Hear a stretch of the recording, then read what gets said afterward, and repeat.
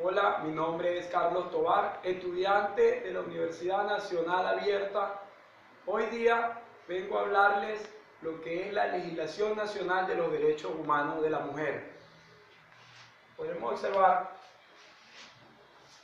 esto tiene que ver con la Ley Orgánica sobre el derecho de las mujeres a una vida libre de violencia. Es importante conocer lo que es el concepto de la violencia contra las mujeres. Es un acto sexista cuyo objetivo es causar daño o sufrimiento. ¿De qué manera puede ser causado ese daño? Puede ser causado a través de maltrato psicológico, lo que es la violencia doméstica, violencia sexual, entre otros. Esta norma tiene un objetivo, está establecido en el capítulo 1, artículo 1, objeto de la ley. Se trata de que debe garantizar, promover, crear condiciones, prevenir y sancionar. Cuando hablamos de promover, ¿qué promueve? Promueve el derecho de las mujeres a una vida libre de violencia. ¿De qué manera debe crear condiciones? Debe crear las condiciones de manera que debe prevenir, sancionar, atender mediante las políticas públicas y así fortalecer el ejercicio de sus derechos. Pero ¿a quién le compete esta ley? Esta ley le compete, y es de carácter obligatorio, le compete al Estado, obligación de Estado, es el principal garante. ¿A través de qué? A través de las Defensorías del Pueblo, podría decirse, institutos nacionales de la mujer, instituciones estatales, metropolitanos y municipales. ¿A través de qué? ¿O mediante qué? Mediante la participación ciudadana, a través de la educación, creando talleres educativos en cuanto a violación de los derechos contra la mujer y así fortalecer y lograr una prevención de la violencia contra las mujeres. Estos derechos, ¿cuáles son los derechos protegidos? Tenemos lo que es el derecho a la vida, protección a la dignidad e integridad física, igualdad de los derechos entre hombres y la mujer. Esos son los derechos protegidos por el Estado. Tenemos los principios procesales. Principios procesales que son de gratuidad, que son los que no se deben cobrar ni con derecho alguno. Tenemos la celeridad, que son los que darán preferencia al conocimiento, a los trámites. Tenemos la inmediación, que es la que se debe pronunciar una sentencia al momento. El juez o la jueza tienen que pronunciarse de manera inmediata. Tenemos la confidencialidad, que es la que debe guardar la confidencia de los asuntos que se sometan. Tenemos la oralidad, es porque ese principio de oralidad es porque deben de ser orales. Tenemos la publicidad, tenemos la concentración, que son los que deben concluir el mismo día. Tenemos el principio de publicidad, que nos dice que es un principio muy importante, que es el juicio donde debe ser público, pero tiene unas excepciones. La excepción es que la víctima, si ella lo decide, puede ser a puerta cerrada. Tiene que tener el conocimiento de la misma. Tenemos la protección a la víctima. Es un principio muy importante que el Estado debe garantizar, la protección a la víctima, ya que el delito de violencia contra las mujeres normalmente lo comete el cónyuge.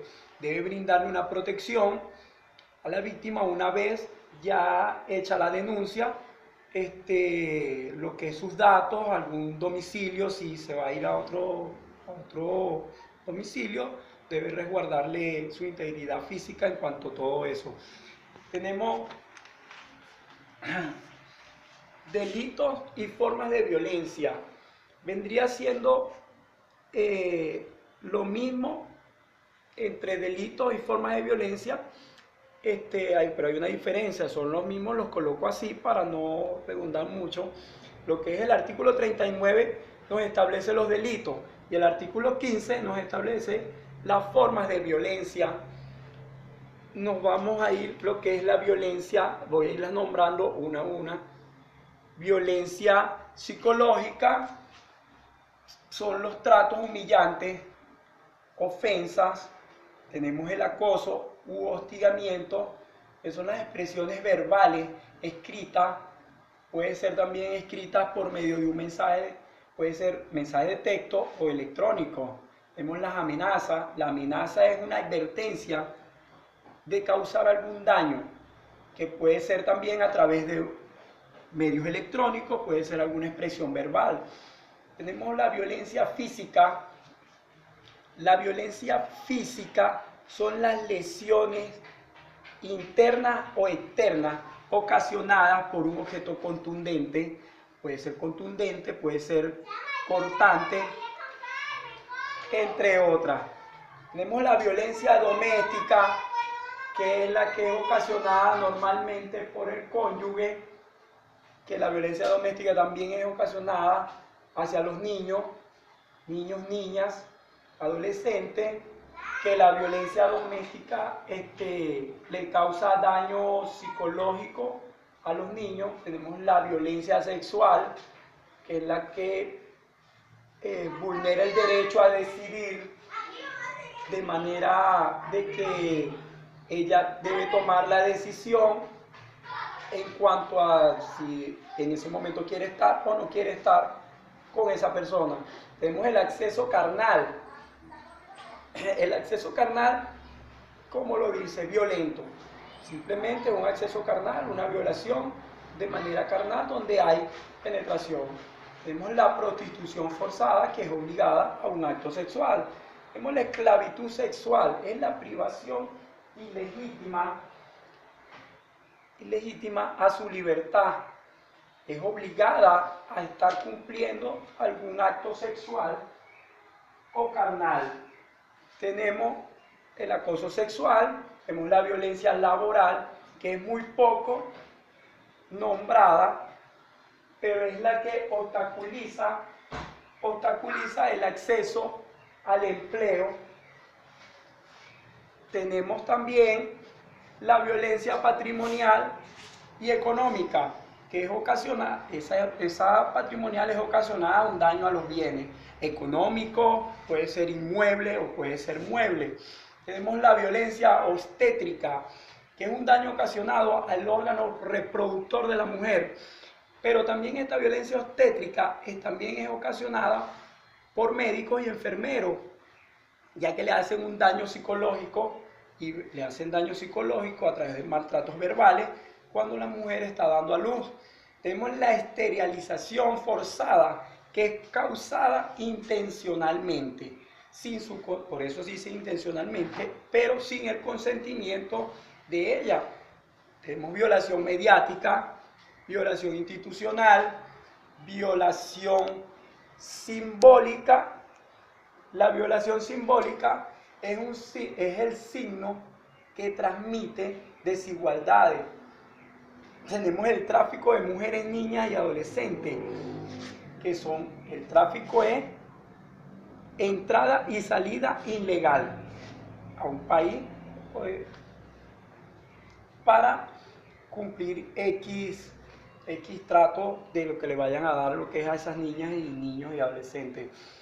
Tenemos la trata de mujeres y niñas y adolescentes, que vendría siendo también es un maltrato que le hacen por medio de objetos, entre otros. Es importante también que los órganos competentes en cuanto a esto son lo que es el Ministerio Público, que creó fiscalías para atender este tipo de denuncias, este tipo de delitos que son ocasionados normalmente por cónyuges hombres maltratadores y entre otras. Entonces tenemos aquí, como podemos observar, la Ley Orgánica sobre el Derecho a las Mujeres a una vida libre de violencia. Esta ley está muy buena, pero viéndola de un punto de vista objetivo, falta como fortalecerlo un poco. Considero que es una ley que no es completamente 100% garante en cuanto a la celeridad de lo que es la violencia y maltrato de las mujeres. Considero personalmente que las personas que se encuentran en las instituciones, que se dedican a ejercer el derecho en cuanto a la ley orgánica de la mujer o violencia, sean personas que deberían de ser competentes para que puedan dar la garantía y el trato que se merecen en cuanto a formular una denuncia, porque esta ley ha sido manipulada un poco con respecto ha sido manipulada, que la han utilizado muchas mujeres para manipular ciertas cosas. Deberían de esa norma fortalecerla un poco más, fortalecerla no tanto, o sea, las personas abocarse a la norma y tanto víctima o victimario, realizarle lo que tiene que ver la psicología y la psiquiatría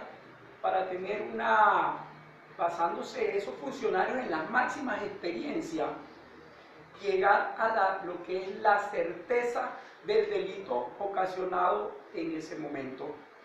Sin más nada que decir, me despido. Mi nombre es Carlos Tovar, estudiante de la Universidad Nacional Abierta. Es todo.